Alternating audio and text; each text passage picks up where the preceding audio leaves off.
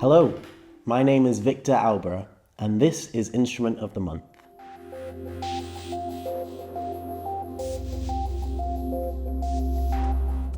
Today, we're looking at the VEGABAR 82 pressure transmitter. The device can be universally used for the measurement of gases, vapours, and liquids.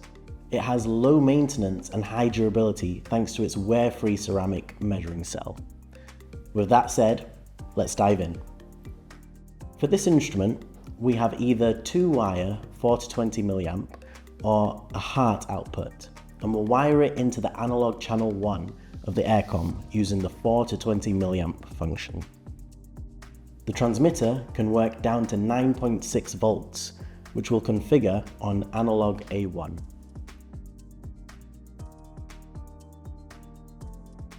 The range on this example is 0 to 10 bar gauge. We'll set the turn-on time to 5,000 milliseconds, which allows for the power on and stabilization period. Once we're done, we just download the configuration and test that it's working. For our test, we're measuring a pressure of 2 bar, and as we can see, the VEGABAR is measuring 2 bar. Would you like to know if your instrument can work with the Aircom? Get in contact via the links below.